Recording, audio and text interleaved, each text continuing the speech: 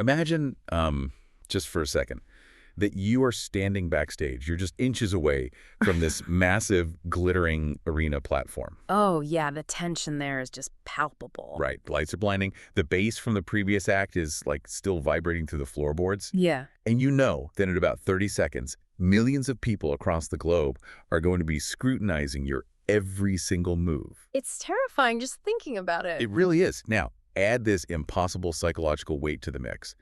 The country you are representing has never, ever failed on this stage. Not once. That is just a staggering level of expectation. Every single person who has worn your country's sash has succeeded in qualifying for the final round. I mean, no pressure, right? Yeah, you aren't just performing a piece of music at that point. You are, well, you're the custodian of a national legacy that essentially demands absolute perfection year after year. Exactly. And that incredibly high-stakes pressure cooker is exactly what we are plunging into today. Welcome to this deep dive into the fascinating world of Eurovision 2026. We've got a lot to unpack today. We really do. We are focusing entirely on Ukraine's entry for the upcoming contest in Vienna, and we are pulling from a really rich stack of materials today. We've got Eurovision World's detailed statistics, the bookmaker odds, the official lyrics for the song, which is called Ridnym. Plus the artist's biographical data, which is fascinating. Oh, completely. And we're also looking at the national selection results from Vidbir and even some on-the-ground public reactions from YouTube comments we've been analyzing this week. Which I have to say tell quite a story on their own. They really do. And our mission today is to cut through all the glitter and the noise of Eurovision. We want to analyze this really fascinating tension between high art, academic music, and mainstream pop expectations. It is a phenomenal case study, honestly. Because we need to figure out if Ukraine's flawless historic track record at the contest is actually safe this year with an entry that is deeply complex and, highly poetic. Right. Because when you look at the fundamental architecture of this entry, it is executing its artistic vision perfectly. But in doing so, it's actively challenging the very definition of what the broader European voting public believes a successful arena anthem is supposed to sound like. Okay, let's unpack this. We need to start by figuring out who is actually bringing this challenge to the stage, because the complexity of the song is a direct reflection of the artist's own background. Absolutely. The artist is Viktoria Kornikova. Right, a 35-year-old Ukrainian who has German roots, and she performs under the name Leléka. And when I was looking through her biographical data, I was just struck by how heavily formalized her artistic foundation is. It's honestly not what you expect for a pop contest. Not at all. She is like the Swiss Army knife of performance art. She actually holds 3 distinct academic degrees. Yeah, she started in Kiev. Right, with a bachelor's in acting. And then she moves to Dresden, Germany, and earns a bachelor's in jazz vocals. Which is already a very rigorous path. And then immediately follows that up with a master's in composition. A master's in composition. It's just a remarkably rigorous educational background for someone entering a televised pop music competition. It really is. And I want to push back on this a little, or at least theorize. Does having a master's in composition and an acting background make someone, too academic for the ultimate pop music stage? Well, it absolutely changes the construction of the music. I mean, a standard pop song relies on very predictable chord progressions, right? Sure, it's mathematical almost. Exactly. It builds tension and releases it exactly when your brain expects it to. But someone with a master's in composition, especially one rooted in jazz, knows those rules intimately. So they know how to break them. Precisely. They will intentionally delay the emotional release.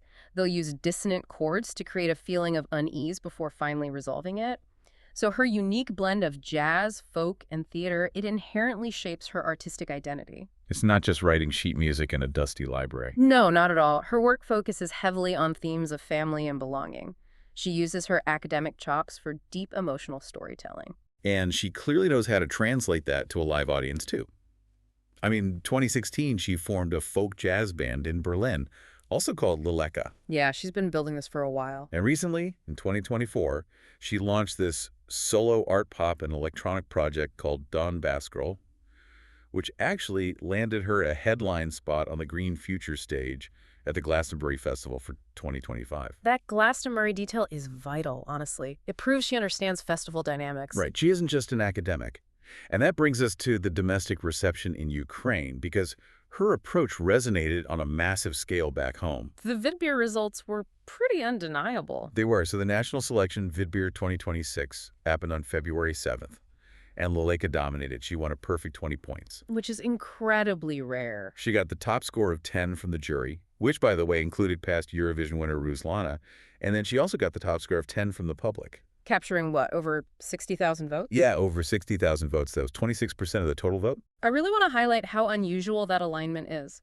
Juries naturally gravitate toward academic vocal control, but the viewing public usually votes purely on instant memorability. Right. They want the catchy dance track. Yep. But here, they were completely unified. Because within the cultural context of Ukraine right now, folk fusion acts as a profound psychological anchor.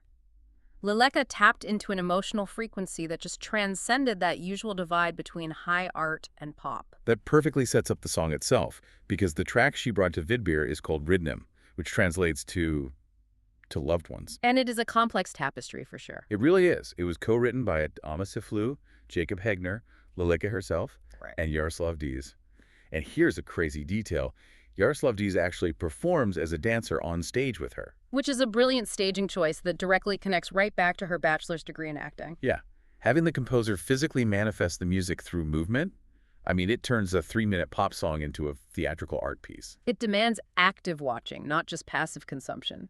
And the lyrics demand that same active attention. They are bilingual, English and Ukrainian, and heavily feature these nature metaphors. It feels like a cinematic slow-motion transition from a really bleak winter into a resilient spring. The imagery is very striking. We have lines like, green into rust, trust in the change, and then leaves in the flames. Nothing is safe. Notice how she is asking the listener to sit in the discomfort of destruction first. Yes, and then the core message hits. And it's just beautiful, she sings. When we oppose our fears and turn all our woes to cheers, I know the roots still carry water. When all the seeds we've sown blossom and lead us home. If we connect this to the bigger picture, that line, the roots still carry water, is a structurally brilliant piece of writing. Because of the whole wildfire metaphor. Exactly. The surface of the forest is decimated, right? Leaves in the flames. But beneath the soil, the root system survives the extreme heat, and those very roots will regenerate the entire ecosystem. Oh, wow. It's a profound statement on survival. It really is. It urges the listener to appreciate the song as a piece of resilient poetry, rather than just waiting for a catchy hook. But I have to ask, is this lyrical depth going to resonate in a 3-minute arena performance? I mean, with 10,000 screaming fans, are they tracking the botany of a root system? Well, that is the ultimate danger of this entry. Artistry relies on nuance, but the Eurovision stage historically rewards immediacy and bright lights. Right. And here's where it gets really interesting, because we have this brilliant artist and a deeply poetic song, but the cold, hard data is showing a massive disconnect. The dissonance in the numbers is fascinating. Let's look at the Eurovision World Rating. Hmm? Across over 17,300 ratings, the song sits at a very mixed 3.4 out of 5 stars. So it's not a runaway fan favorite. Not at all. But then you look at the bookmaker odds for semifinal 2 on May 14th. Ukraine has a massive 92% chance to qualify. They're sitting third to win the semi behind Australia and Denmark. The industry respects the artistry. They know she will deliver a visually and vocally flawless performance. But then, for the grand final overall odds, things completely drop off. Ukraine is 11th overall to win the whole contest. They only have a 2% chance compared to the favorite, Finland, at 31%. It's a steep drop. Yeah, they're predicted 10th in the jury vote and 5th in the televote. It's like, this entry is a critically acclaimed indie film that wins at Sundance, but leaves popcorn movie audiences at the multiplex scratching their heads. That's a great analogy. The 92% qualification odds show respect, but the lower win odds show the danger of avant-garde fusion. You need broad continental consensus to win. And we're seeing that lack of consensus in the public feedback. We looked at YouTube comments, and the whiplash from the perfect Vidbir victory is wild. Some of the comments were pretty brutal. Oh, completely. One viewer complained the song lacked goosebumps compared to past entries, predicting it a 12th to 16th place finish. Yeah. And then someone critically compared the music to a Beauty and the Beast cartoon soundtrack mixed with folk and Vita-style opera singing. Which, impartially speaking, is a very vivid description. And another bluntly commented, "Daughter, my song is weak." Look, as harsh as that Beauty and the Beast and Veda-style opera comment sounds, mechanically, it's actually an accurate description of her jazz vocal techniques. Wait, really?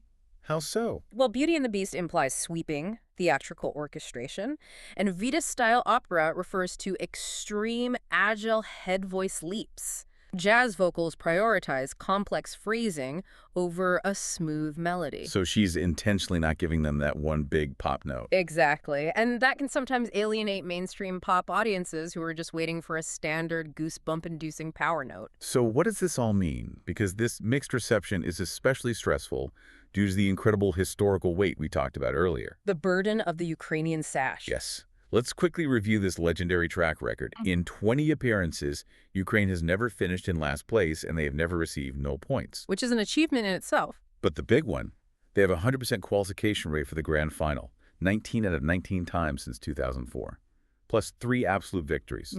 Ruslana in 2004, Jamala's 1944 in 2016, and Kalush Orchestra's Stefania in 2022. It's an unmatched legacy. So imagine the pressure of upholding that 100% success rate.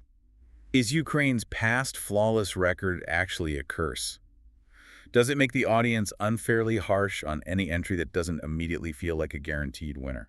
This raises an important question. I mean, past Ukrainian winners like Jamala also took massive artistic risks that weren't standard pop. Right, 1944 was a very heavy historical song. Exactly.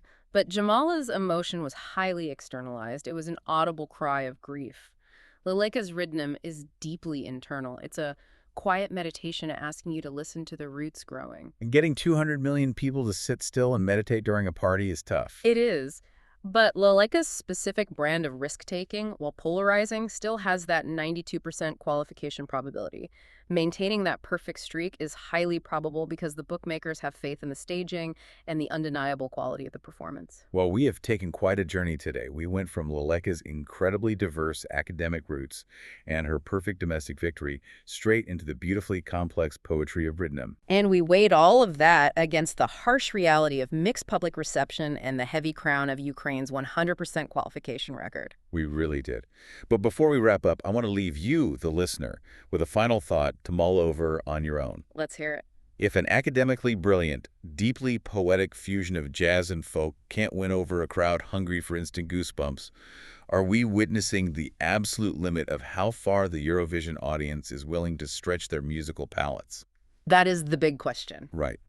Or perhaps is Ridnym simply a slow-burn masterpiece that history will appreciate long after the confetti is settled? Think about it. Is the ultimate goal to win a plastic trophy on a Saturday night or to create enduring art? It's a fascinating debate. It really is. Thank you for joining us on this deep dive, and we'll see how the roots take hold in Vienna soon enough.